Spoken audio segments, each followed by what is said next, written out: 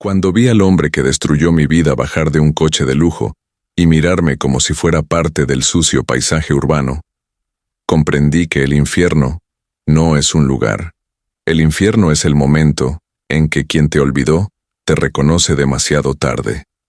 Si escuchas mi voz ahora, quiero que respires hondo conmigo, porque sé lo que es tragar vergüenza en medio de la calle, con olor a aceite quemado y sueños rotos en el aire. Sé lo que es fingir fuerza para no desmoronarse ante quien una vez te prometió el mundo. Mi nombre es Camila Herrera, tengo 34 años, y vendiendo tacos en un puesto improvisado en la esquina de Avenida Reforma en el corazón de la Ciudad de México. Las manos que antes escribían informes en una multinacional, ahora tiemblan sobre el aceite hirviendo, agarrando una espátula que chirría al tocar la plancha desgastada. Con cada chirrido del metal, recuerdo la vida que perdí y la que tuve que inventar para sobrevivir. Esa mañana, el olor a carne marinada se mezclaba con las flores que los vendedores ambulantes ofrecían en los semáforos. Estaba sudando, con el pelo recogido a toda prisa cuando cambió el semáforo y Mercedes, por lo tanto, se detuvo justo frente a mi tienda. Ni siquiera necesité verle la cara.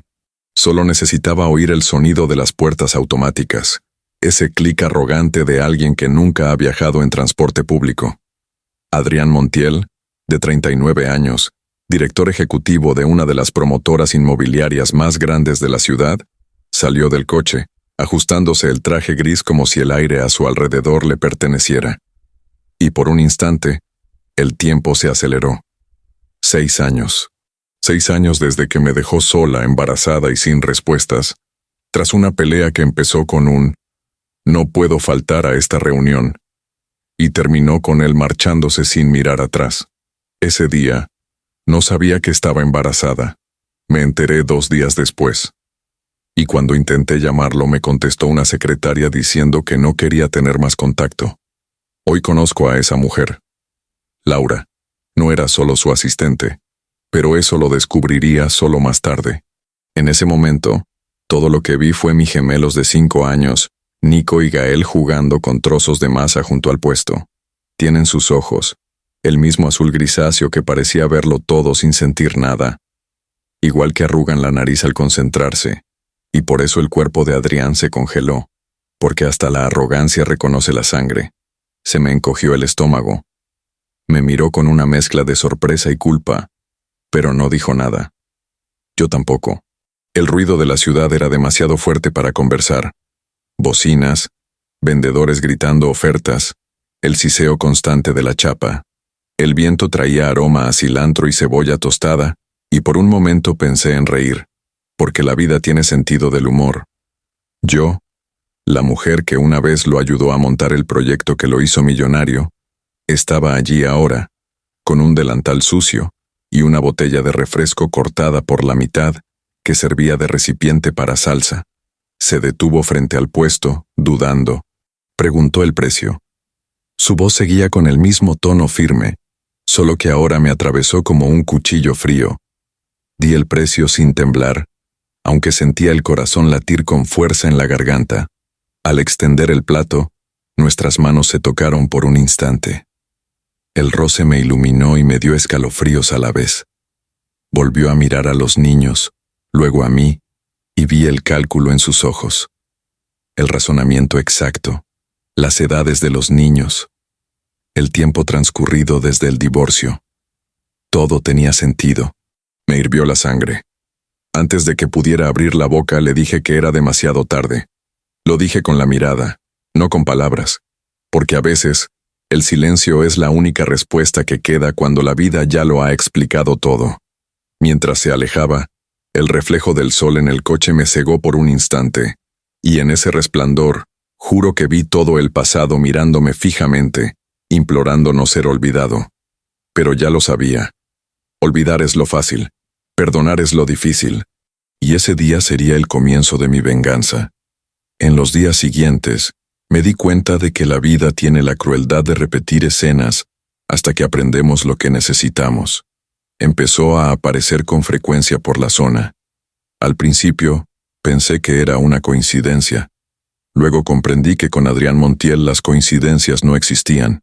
Cuando un hombre como él quiere entender algo, no pregunta, observa. Y sentí su mirada incluso cuando fingía no ver. Ya conocía este tipo de poder. Trabajé con él durante 5 años antes del colapso. Era analista de proyectos en Montiel & Asociados, una empresa que creció gracias a las hojas de cálculo que me pasaba las noches corrigiendo. Era buena en lo que hacía. Las matemáticas y la planificación eran mi forma de sobrevivir en un mundo que premiaba el encanto e ignoraba el mérito. Adrián siempre decía, en tono de elogio disimulado, que yo era la pieza invisible de la empresa. Creía que era un reconocimiento, hasta que me di cuenta de que la invisibilidad nunca es un cumplido. Recuerdo una reunión en particular, 3 meses antes de la ruptura.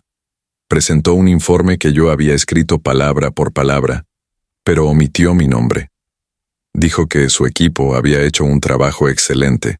En ese momento, experimenté el sabor metálico de la ira contenida. Fue la primera microagresión que marcó mi cuerpo. Una tensión que me subió por la nuca y se instaló en la mandíbula. El segundo fue cuando pedí un aumento. Me miró como si analizara datos incorrectos y dijo que no tenía el perfil de liderazgo.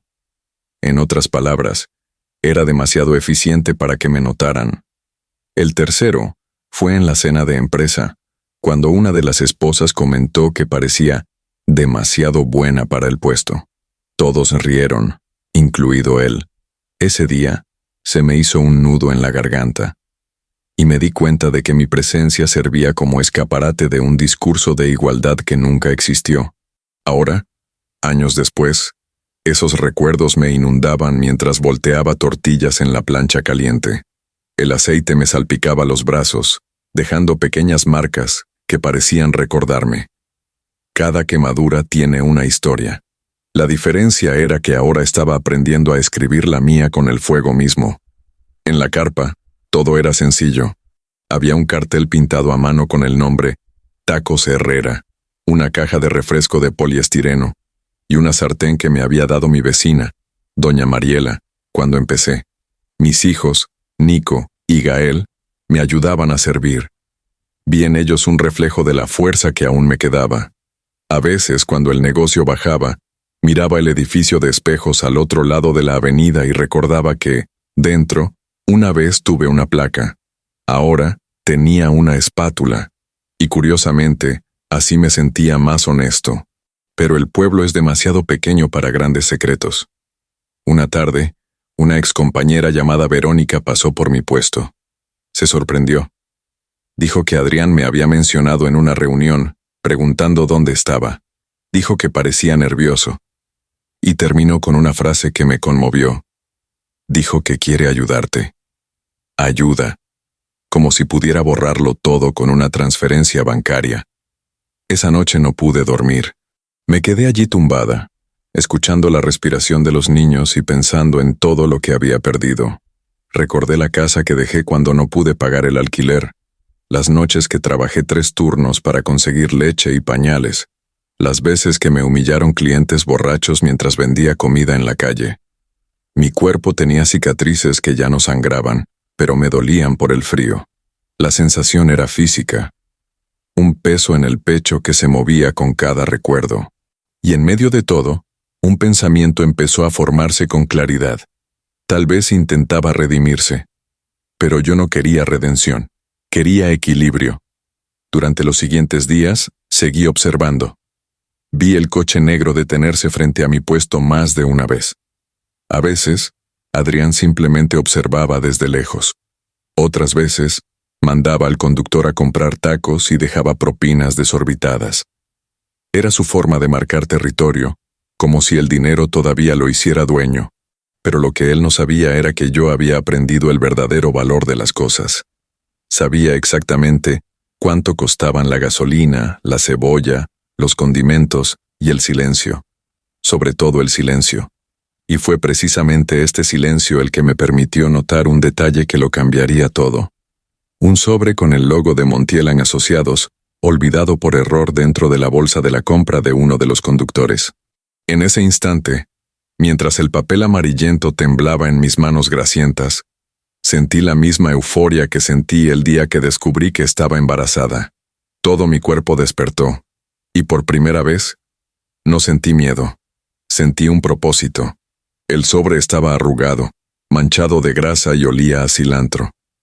Casi lo tiré, pensando que era basura, pero cuando vi el logo plateado de Montiel & Asociados, mi corazón se aceleró como si hubiera reconocido a un viejo enemigo.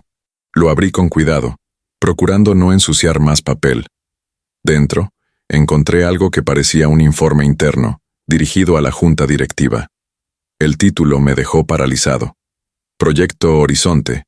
Evaluación de impacto y utilidad bruta. Estimada, 4.7 mil millones de pesos. Se me heló la sangre porque ese nombre, Proyecto Horizonte, era mío. Había creado las bases de ese modelo hacía años. De madrugada, cuando Adrián dormía plácidamente mientras yo programaba en la vieja laptop que habíamos comprado a plazos. Había guardado los archivos originales en una memoria USB, con mis comentarios, borradores y fechas de compilación. Y ahora, el mismo proyecto que él me había dicho que era inviable, estaba generando miles de millones. Sentí que todo mi cuerpo reaccionaba como si una descarga me hubiera atravesado los huesos. Me temblaban las manos. Me flaqueaban las piernas. Me apoyé en la tienda intentando respirar. El ruido de la ciudad parecía lejano, apagado, como si estuviera atrapado bajo el agua. Recordaba perfectamente la noche en que le presenté el modelo. Le dije que el algoritmo de predicción de mercado que estaba desarrollando podía reducir las pérdidas en un 67%. Él respondió, sin levantar la vista del teléfono, que eso era idealismo de principiante. En ese momento, el sonido de sus teclas respondiendo a otro correo electrónico fue más doloroso que cualquier grito. Ahora todo tenía sentido. Él se quedó con el proyecto, esperó a que yo desapareciera y lo registró como suyo. Mientras yo vendía tacos por 20 pesos, él ganaba miles de millones con mi idea. Me quedé allí, mirando el informe, sintiendo el corazón latir con fuerza en lugares que ni siquiera sabía que existían. Una parte de mí quería llorar, otra quería reír. Pero lo que vino fue algo diferente. Una calma extraña y densa, como la niebla antes de una tormenta. La misma sensación de claridad. Tomé la memoria USB que guardaba en el tarro de galletas, la que nunca me había atrevido a borrar, y la conecté a mi vieja laptop que seguía funcionando con su monitor roto. Abrí los archivos, y allí estaba, la primera versión del algoritmo, fechada y firmada con mi antigua cuenta. Las carpetas mostraban las horas exactas en que se modificaron. Las mismas fórmulas que acabo de ver impresas en ese informe. Mi cuerpo respondió de nuevo, pero esta vez con energía. Mis manos dejaron de temblar. La sangre, que antes parecía hielo, ahora ardía, y en medio de esa mezcla de rabia y lucidez, sentí una fuerza que no provenía del odio, sino de la certeza. Ya no era una víctima, era la prueba. Durante horas, releí cada línea, comprobando cada número, cada tabla. Revisé correos electrónicos antiguos, recordando sus comentarios. Frases como, déjame presentarlo, eres demasiado sensible para lidiar con la junta, o, no te preocupes por el crédito, lo importante es el resultado. No vi, en ese momento, que cada una de estas frases era una pieza que se movía en el tablero y que me borraría de la historia. Esa noche, mientras los chicos dormían, me senté en el balcón del pequeño apartamento y decidí, no lloraría más, ni pediría reconocimiento. Construiría la justicia que duele, la justicia pública. Tomé una hoja de papel y comencé a escribir lo que llamé mi plan de recuperación. Primer paso, recopilar pruebas. Segundo, comprender cómo se estaba utilizando el proyecto. Tercero, exponerlo todo, pero de una manera que el mundo pudiera creer antes de poder negarlo. Empecé a enumerar los nombres de antiguos compañeros que aún trabajaban en la empresa, fechas de presentaciones, conferencias y premios. Recordé que Adrián había salido en la portada de la revista Empresarial MX hace 4 meses, celebrando las ganancias récord de Horizonte. Todo estaba allí, grabado, público. Solo necesitaba conectar los cables. Mientras escribía, me di cuenta de que mi miedo había cambiado de temperatura. Ya no era caliente ni sofocante. Era frío y preciso, como el de un cirujano antes del corte. En los días siguientes, observé a Adrián con otros ojos. Cuando pasó de nuevo por la avenida Reforma e hizo bajar al conductor, noté algo que nunca antes había visto. Evitaba mi mirada. Su arrogancia empezaba a hacerse notar, y supe que, tras su impecable traje, el miedo ya empezaba a asomar. Desde ese momento, dejé de ser la mujer que había olvidado. Me convertí en la mujer que jamás podría borrar. A partir de ese momento, cada día se convirtió en una pieza de mi silencioso tablero de ajedrez. Y yo, que antes solo reaccionaba, comencé a mover las piezas con precisión. Pero al destino le gusta poner a prueba a quienes se atreven a reclamar su poder. La primera complicación vino de donde menos me lo esperaba. Laura, la ex asistente de Adrián. La mujer que una vez filtraba mis llamadas y me hizo creer que estaba demasiado ocupado para hablar. Un domingo, apareció en mi puesto. Llevaba gafas de sol, pero reconocí su voz al instante. Pidió 3 tacos al pastor y me observó en silencio mientras los preparaba. Cuando le di el plato, dijo en voz baja, casi en un susurro, «Sé lo que te hizo». Se me paralizó el cuerpo. Por un instante, pensé que se burlaban de ella. Pero su mirada reflejaba algo diferente. Culpa. Laura me contó que, meses antes de que dejara la empresa, Adrián le ordenó copiar todos mis archivos y borrar mis copias de seguridad. A cambio, le prometió ascenderla. Lloró, diciendo que el arrepentimiento la había asfixiado desde entonces. Es más, había guardado copias ocultas por miedo a que la despidieran más adelante. Esa noche, me envió un enlace cifrado con docenas de documentos, correos electrónicos y mensajes de reuniones internas. Los leí todos de madrugada con las manos sudando. Allí estaba la prueba completa: el proyecto, el registro indebido, las presentaciones donde él se atribuía la autoría. Era como ver un mapa del propio dolor impreso en formato PDF, pero junto con esta revelación, llegó otra subtrama que lo arruinó todo. Verónica, mi ex colega, que aún trabajaba en Montiel & Asociados, me llamó llorando. Dijo que Adrián estaba en crisis, que la junta directiva empezaba a sospechar irregularidades fiscales, y que estaba paranoico, creyendo que alguien lo espiaba. Escuché en silencio, saboreando la amarga ironía. Él, el hombre que siempre creyó tenerlo todo bajo control, estaba empezando a perder la cabeza. Pero lo confieso, una parte de mí sentía pena, porque aún quedaba un rastro de aquella mujer que creyó en él, que se enamoró del hombre visionario, no del depredador corporativo. Es extraño admitirlo, pero la ira y el amor a veces comparten el mismo cuerpo. Pasé días oscilando entre querer destruirlo y simplemente desaparecer. Recordé las noches que soñé con él regresando, arrepentido, disculpándose, diciendo que por fin me había visto. Pero entonces, la realidad me golpeó como un baño de agua fría.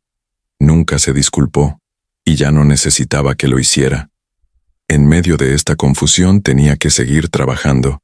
Las cuentas no me alcanzaban, los niños necesitaban comer, así que seguí vendiendo tacos, fingiendo que no pasaba nada. Llevaba mi delantal como una armadura, pero por dentro, cada trozo de carne asada era un recordatorio de que tenía un propósito mayor latente en el fuego de la paciencia. Un día, mientras lavaba la plancha, noté que me temblaban las manos. Pensé que era cansancio, pero era adrenalina. Estaba demasiado cerca de la verdad. Laura había prometido reunirse conmigo para entregarme una memoria USB con los contratos originales, pero antes de eso, desapareció, sin contestar los mensajes, con el teléfono apagado. Más tarde supe que la habían transferido al extranjero a petición de la gerencia. Sentí miedo de verdad, no por lo que pudiera hacerme, sino por lo que pudiera hacer para protegerse. Fue entonces cuando me di cuenta de que necesitaba ser estratégica. Empecé a almacenar pruebas en diferentes nubes, bajo seudónimos. Pedí ayuda a un periodista independiente que compraba comida en mi puesto y que siempre observaba todo con curiosidad. Le dije sin entrar en detalles que tenía una historia demasiado grande para manejarla sola. Se acercaba la fecha límite. Adrián presentaría el informe anual del Proyecto Horizonte en una conferencia internacional en 6 semanas. Sería televisado y transmitido a nivel nacional, y entonces fue cuando su imperio comenzó a desmoronarse. Pero para lograrlo, tendría que soportar el peso de saberlo y fingir que no. Seguir sirviendo tacos a desconocidos, sonriendo como si nada fuera a explotar. Fue la época más solitaria de mi vida, pero también la más brillante. Ya no era la mujer que había abandonado, era el espejo en el que finalmente vería su propio reflejo distorsionado. Y si has llegado hasta aquí conmigo, si esta historia está quemando algún recuerdo dentro de ti, suscríbete al canal porque lo peor está por venir, y lo mejor también, y querrás estar conmigo cuando todo esto cambie. Las semanas siguientes fueron como un juego de espejos. Cada uno de mis movimientos reflejaba algo que Adrián hacía sin darse cuenta. Observaba desde lejos, como quien ve una obra de teatro cuya historia ya conoce el final, pero el público aún no lo sabe, y precisamente por eso sigue viéndola. La rueda de negocios, donde presentaría el balance de la empresa Proyecto Horizonte, se acercó. Anoté los días en un viejo cuaderno, como si contara los latidos de un corazón a punto de detenerse. Quedaban 34, luego 27, luego 19, y cuanto más pasaba el tiempo, más se entrelazaban los hilos. Laura seguía desaparecida, pero los archivos que envió estaban a salvo. Con la ayuda del periodista, descubrí que la empresa había estado desviando parte de sus ganancias a cuentas fantasma bajo el nombre de consultoras inexistentes. Todo para inflar su valor de mercado antes de una fusión internacional.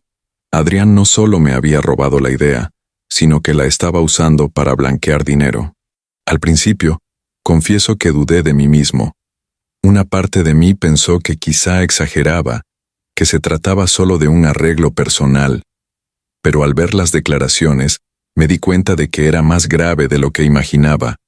No era solo cuestión de ego, era corrupción, y tenía la prueba. Mientras tanto, Verónica me enviaba mensajes en clave. Dijo que el ambiente en la empresa era tenso, y que él empezaba a sospechar de todo. Dijo que Adrián había instalado nuevas cámaras, realizado auditorías e incluso solicitado investigaciones internas. La ironía era deliciosa. Cuanto más intentaba protegerse, más se empecinaba. En esos momentos, recordé lo que aprendí vendiendo tacos. Cuando el fuego es demasiado fuerte, la carne se quema antes de estar bien cocida. Adrián se quemaba vivo en su propia prisa. Pero no todo fue un cálculo. Había días en que el miedo me atenazaba. Pensaba en los chicos, en cómo reaccionarían si algo me pasaba. Había momentos en que mi instinto maternal gritaba más fuerte que mi sed de justicia. Por eso empecé a dejar instrucciones, anoté nombres, contraseñas, datos de contacto. Si algo me pasaba, el periodista sabría qué hacer. No podía dejar que esta historia muriera conmigo. También empecé a notar detalles que antes ignoraba. Un coche blanco aparcado todas las tardes en la esquina. Un hombre comprando tacos sin comer, solo observando. Una llamada silenciosa al otro lado. La paranoia se fundía con la realidad hasta que era imposible distinguir una de la otra. Pero en el fondo, lo sabía. Me estaba observando. Y fue en ese momento que otra pieza del rompecabezas encajó. Un día, Nico regresó de la escuela con un papel arrugado en el bolsillo. Era una invitación a una charla motivacional en el mismo hotel donde se celebraría la conferencia de Montiel en Asociados, firmada por la Fundación Horizonte, la división de redes sociales de la empresa. ¿Casualidad? No. Fue el destino el que creó el escenario perfecto. Entonces comprendí lo que debía hacer. No lo atacaría desde fuera. Lo expondría en el mismo escenario que él había construido para ser aplaudido. Empecé a recopilar videos, documentos, correos electrónicos y capturas de pantalla. Hice copias físicas y digitales. Le pedí al periodista que preparara una historia lista para publicar en cuanto diera la señal.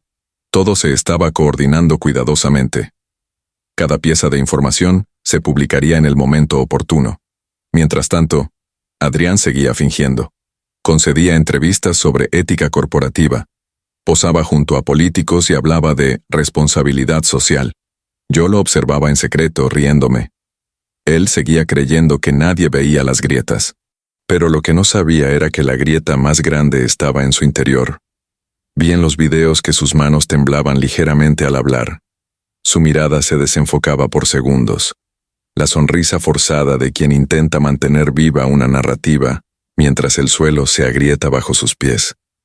En medio de este caos, ocurrió algo curioso. Empecé a soñar menos con el pasado y más con el futuro. Ya no soñaba con su regreso. Soñaba con el día en que subiría a ese escenario, no para pedir nada, sino para mostrarlo todo. Y cuando el periodista me envió la versión final de la historia, con todas las pruebas organizadas y el titular listo, sentí una descarga eléctrica. El titular decía: El Imperio Montiel, el algoritmo multimillonario nacido de una mujer invisible. Era el principio del fin, y estaba listo para verlo. La cuenta regresiva se convirtió en una tortura silenciosa. Faltaban solo 10 días para la conferencia internacional de Montiel & Asociados, y ya no podía dormir. Cualquier ruido nocturno me hacía levantarme de la cama y mirar por la ventana. El lejano sonido de los autobuses en Reforma se mezclaba con el eco de voces del pasado. Sentía el cuerpo pesado, como si cada recuerdo pesara miles de kilos. Las ojeras delataban el cansancio, pero había algo que me quemaba bajo la piel. La concentración. El periodista, Miguel Salas, me dijo que la historia ya estaba programada para emitirse justo cuando Adrián subiera al escenario. Solo necesitaba presionar un botón, pero un simple clic tenía el poder de cambiar vidas y destruir personas. Me preguntaba si estaba listo para esto. Nico y Gael permanecían ajenos a todo. Me llamaban Supermamá y creían que me pasaba la noche en vela creando nuevos sabores de tacos. A veces los veía dormir y sentía un nudo en el pecho, porque, en el fondo, sabía que mi lucha ya no era solo por la justicia profesional. Era por ellos, para que pudieran crecer en un mundo donde la verdad no fuera un lujo. Pero la presión aumentaba. Verónica me envió un mensaje de voz diciendo que el ambiente en la empresa era insoportable. Adrián les gritaba a los empleados, despedía a los supervisores sin motivo y se encerraba en su oficina durante horas. La paranoia lo consumía. Tengo entendido que contrataron un equipo de seguridad para monitorear las amenazas externas. Era casi poético. Se había creado su propio enemigo y ahora estaba cazando fantasmas. Sin embargo, el peligro empezó a acechar de verdad cuando me di cuenta de que me seguían. Un hombre alto con gorra negra me observaba desde un coche blanco aparcado cerca de mi tienda casi todos los días. A veces fingía estar hablando por teléfono. Otras veces, simplemente me miraba fijamente. Mi instinto de supervivencia se activó. Empecé a cerrar la tienda antes, a variar mi ruta a casa y a dejarle copias extra de los exámenes a Miguel. La tensión llegó a su punto máximo el jueves antes de la conferencia. Estaba preparando tacos cuando un cliente dejó caer discretamente una tarjeta en el mostrador. Era del bufete de abogados, Hernández Invega, él mismo, que representaba a Adrián. En el reverso, solo una frase manuscrita: «Sabemos lo que tienes». Se me heló la sangre. Por unos segundos perdí el equilibrio. El sonido de la plancha hirviendo se alejó, como si el mundo se hubiera ralentizado. Respiré hondo, me agarré al mostrador y lo escondí. No podía mostrar mi miedo. Entregué el cambio, cerré el puesto y caminé a casa rápidamente, con el corazón latiéndome con fuerza. Esa noche, el miedo se mezcló con la lucidez. Sabía que si me echaba atrás ahora, todo estaría perdido. Borrarían las pruebas, controlarían a la prensa y yo volvería al anonimato, quizás sin vida. Así que hice lo que siempre hacía cuando el miedo intentaba abrumarme. Me organicé. Reescribí todo el plan. Líneas, plazos, contingencias. Convertí el terror en una hoja de cálculo. Desperté a la mañana siguiente con una extraña sensación. Paz. No esa paz dulce, sino una calma firme, como hielo bajo los pies. Sabía lo que tenía que hacer. Decidí ir a la empresa. Fui como quien asiste a un funeral, no de otra persona, sino del pasado. Entré al edificio con la excusa de llevarle comida a uno de los guardias de seguridad que conocía de antes. Al cruzar el vestíbulo y ver el logo dorado de Montiel & Asociados brillando sobre el mármol, sentí un escalofrío. Vi a Adrián de lejos, rodeado de ayudantes. Se veía diferente. Su traje impecable seguía igual, pero su rostro delataba el desgaste. Las ojeras, el sudor en la frente, la sonrisa automática. No me vio, o fingió no verme. El mismo hombre que una vez dijo que yo era demasiado sensible para los negocios, ahora temblaba mientras sostenía un maletín. Me fui con una certeza. Estaba al borde del colapso. Y curiosamente, esto me hizo sentir algo inesperado. Compasión. Por un instante, la mujer herida que llevaba dentro quiso detenerlo todo, pero la mirada de Nico volvió a mí. Y comprendí que la venganza no era solo para mí. Era para cada mujer que había sido borrada, desacreditada, descartada, y luego reemplazada por alguien más presentable. Decidí que pagaría el precio, aunque me costara la paz. Esa tarde, me senté en el balcón de mi pequeño apartamento, viendo la puesta de sol sobre la ciudad. El aire olía a lluvia y diésel. Cerré los ojos y sentí el corazón latir con fuerza. Cada latido me decía lo mismo. Se acercaba la hora. A partir de ese momento comencé a prepararme no para sobrevivir, sino para ganar. El día de la conferencia amaneció con el cielo de la Ciudad de México envuelto en una fina niebla, de esas que parecen ocultar el destino tras una cortina. No dormí ni un minuto. Pasé la madrugada revisando cada expediente, cada fecha, cada prueba. A las 6 de la mañana me lavé la cara, me recogí el pelo y me puse la única blusa blanca que aún tenía sin manchas de aceite. Parecía un uniforme improvisado para la guerra que me había declarado. Tomé el metro lleno de gente hasta Polanco, el barrio donde se ubicaba el hotel de 5 estrellas que albergaría el evento. El contraste era casi cómico. Personas de traje, con insignias brillantes, bebiendo café en vasos de papel reciclables con logotipos caros. Yo, con las manos quemadas, cargando una sencilla bolsa con todo lo necesario para derribar un imperio. El evento estaba programado para las 9. Faltaban 45 minutos para mi llegada. El frío aire acondicionado del vestíbulo me hizo estremecer. El mármol relucía. Los perfumes de los invitados se mezclaban con el olor metálico de las pantallas LED que anunciaban Montiel & Asociados, Horizonte 2030, el futuro de la innovación mexicana. Respiré hondo. Esto era más que ironía. Era provocación. Tomé un pase de visitante que me había dado un antiguo empleado y subí las escaleras. Cada escalón parecía una cuenta regresiva. 30 minutos. 20. 15. Me deslicé discretamente hacia el salón principal mezclándome con la multitud. Las luces azuladas, la música ambiental, las risas nerviosas. Y en el centro de todo, Adrián Montiel, sonriendo a los fotógrafos como si nada pudiera tocarlo. Lo observé con calma. El traje impecable, el micrófono prendido a la solapa, la confianza ensayada de quien se cree invencible. Pero había algo diferente. Su mirada. Miraba a todos sin ver a nadie. Y me di cuenta. El miedo ya lo habitaba, aunque el mundo todavía lo aplaudía. La cuenta regresiva mental continuó. 10 minutos. El periodista, Miguel, estaba conectado, listo para publicar. Solo tenía que enviar el mensaje. Mis dedos temblaban ligeramente sobre el teléfono. El sudor me corría por la nuca. Mi corazón latía con fuerza, pero por fuera estaba sereno. Al comenzar su discurso, el eco de su voz resonó por la sala, firme, mesurada, fría.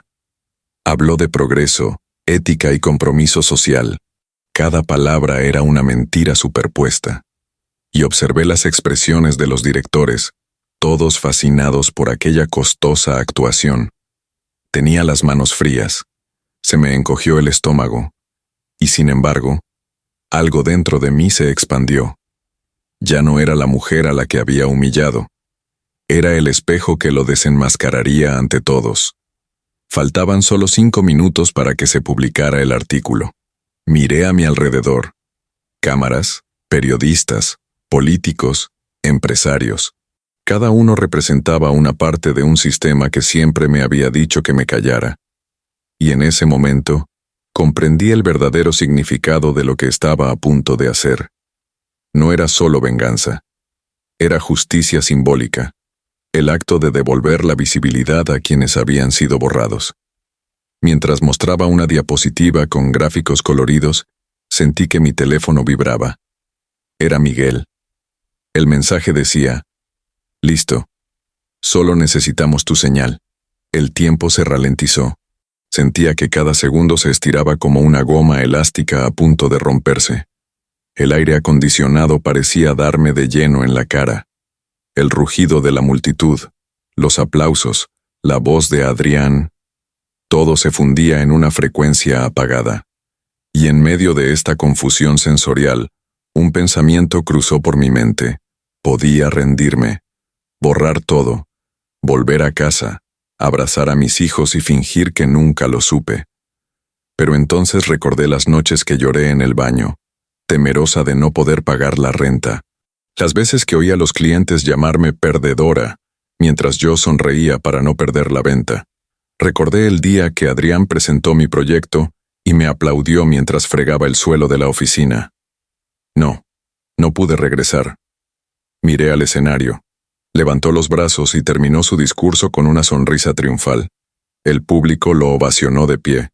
Y fue allí, entre ese mar de aplausos falsos, que tomé mi teléfono y escribí una sola palabra. Ahora. Yo envié. Su corazón se aceleró. El tiempo se detuvo. El primer flash de la cámara se disparó. Adrián seguía sonriendo, sin darse cuenta de que el mundo se acababa en silencio tras él.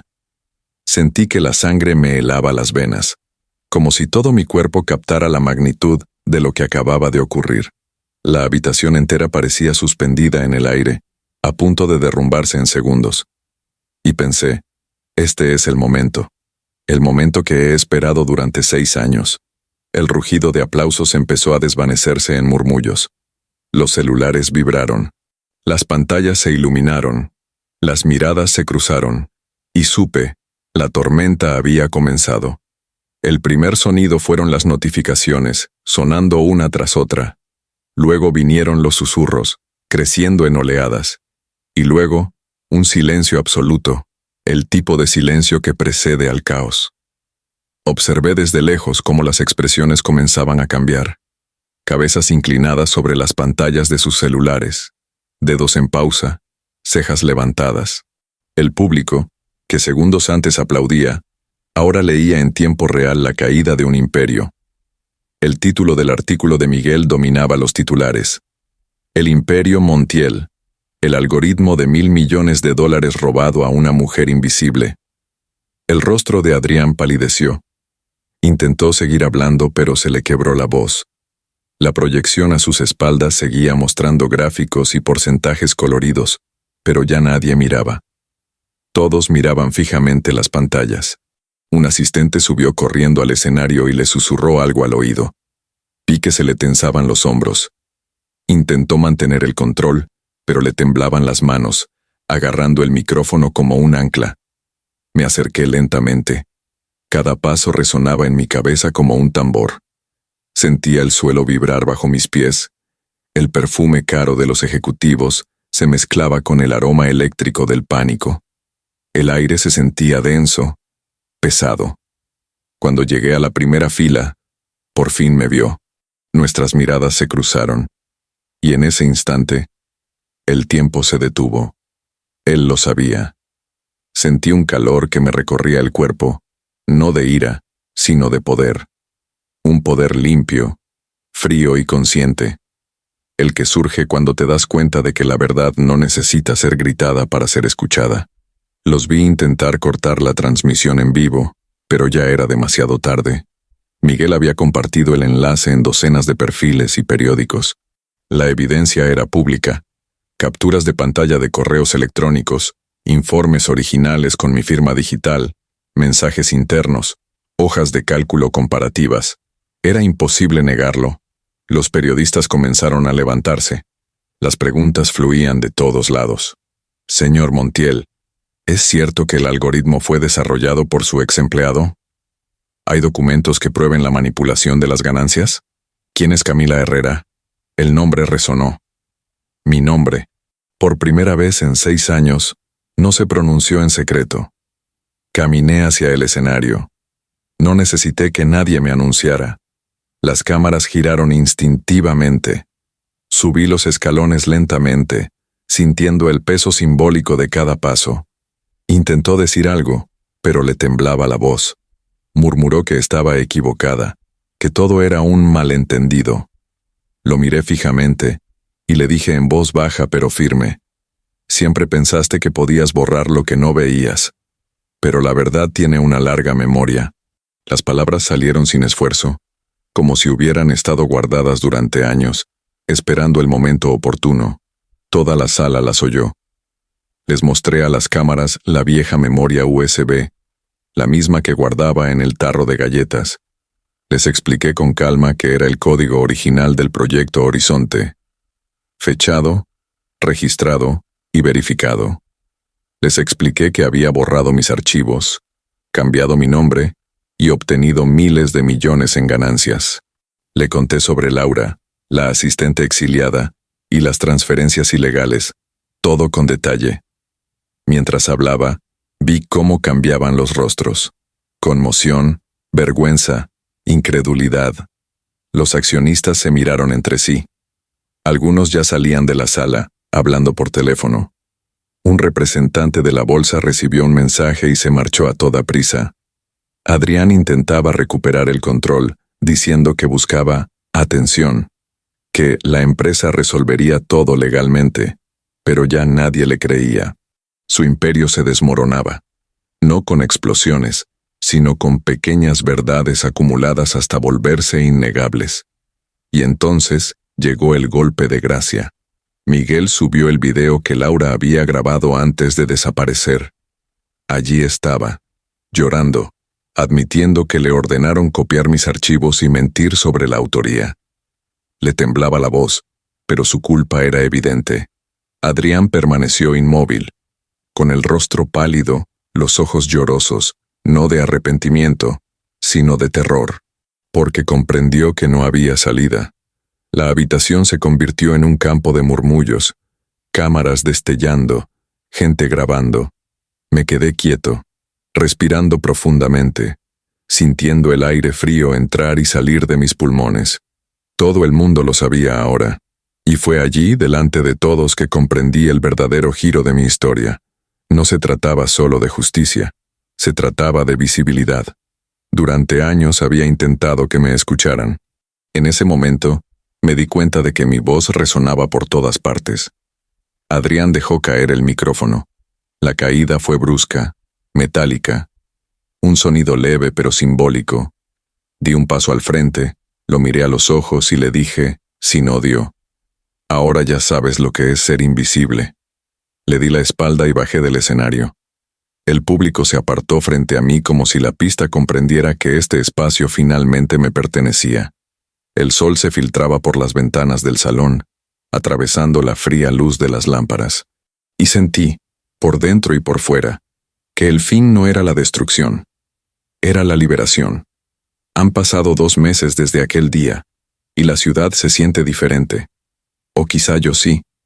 Las mañanas siguen siendo ruidosas en la Avenida Reforma. Los vendedores siguen ofreciendo ofertas a gritos y el olor a tortillas aún impregna el aire. Pero ahora, al pasar por esa misma intersección, hay una diferencia invisible. Nadie me ve como la mujer que cayó. Todos me ven como la mujer que se levantó. La caída de Adrián Montiel fue más rápida de lo que imaginaba. 3 días después de la conferencia, la junta directiva lo destituyó. Las investigaciones revelaron fraude contractual, informes manipulados y malversación de fondos. Las acciones se desplomaron. Fue acusado de falsificación de documentos y evasión fiscal. No lo he visto desde entonces, pero supe que vendió sus autos y su casa en Valle de Bravo y que intenta esconderse de la prensa. En cuanto a mí, el caos se convirtió en terreno fértil. Miguel publicó una serie documental sobre el caso, llamada El Código Invisible, que se volvió viral. Me invitaron a dar conferencias en universidades, no sobre venganza, sino sobre ética y reconocimiento femenino. Nunca pensé que volvería a usar la palabra ética sin ironía. Comencé mi propia pequeña consultoría de datos, Herrera Analytics, especializada en la formación de mujeres en tecnología y finanzas. Empezamos con 3 estudiantes. Hoy tenemos 27. Cada una con una historia similar, ignoradas, infravaloradas, subestimadas, y todas con la misma chispa en la mirada al darse cuenta de que saben más de lo que siempre les han dicho. El puesto de tacos sigue existiendo, pero ahora es simbólico. Lo mantuve abierto los fines de semana, y a los niños les encanta ayudar. Crecieron viendo a su madre enfrentarse a lo imposible, y espero que aprendan que la dignidad no es un lujo, es lo mínimo indispensable. Verónica dejó la empresa y ahora trabaja conmigo. Laura, la asistente que tuvo el valor de hablar, ha regresado del exterior y está bajo protección legal. La prensa la llamó la testigo clave, pero para mí es solo otra mujer que encontró el coraje tarde, pero a tiempo. A veces pienso en Adrián, no con odio, con una especie de curiosa distancia. Él era el fuego que quemó mi versión débil. Sin él, quizá nunca habría aprendido que el silencio es un arma y que la paciencia es el hilo que teje las revoluciones. Lo más hermoso es darme cuenta de que no he perdido mi humanidad. Simplemente he aprendido a elegir mejor dónde colocarla.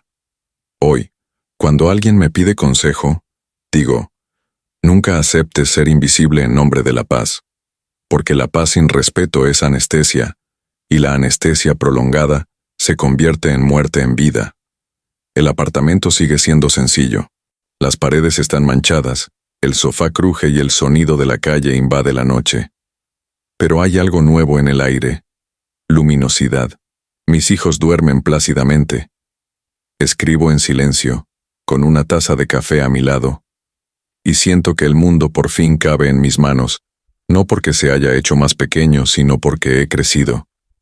De vez en cuando, recibo mensajes de mujeres que no conozco, que dicen que mi historia les dio el valor para pedir un aumento, denunciar el abuso y emprender. Esto me hace llorar más que cualquier victoria judicial, porque me doy cuenta de que la venganza era solo el camino. El destino siempre era el renacimiento. Miro por la ventana y veo la ciudad iluminarse.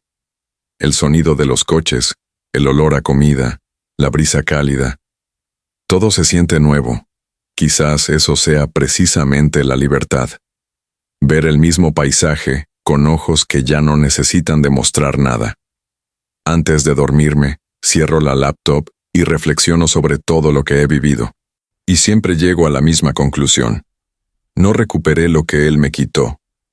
Creé algo que él nunca pudo, un nombre limpio, una voz clara y una historia que ahora es mía y que cualquiera puede escuchar. Si has llegado hasta aquí, quizá también te haya borrado alguien. Quizá también hayas creído que no tendrías la fuerza para empezar de nuevo. Pero créeme, hay una versión de ti que aún no se ha rendido, esperando a que te levantes. Entonces suscríbete al canal, comparte esta historia, y si pudiera dejar una última frase sería esta: la venganza me liberó, pero fue el perdón lo que me devolvió a mí mismo.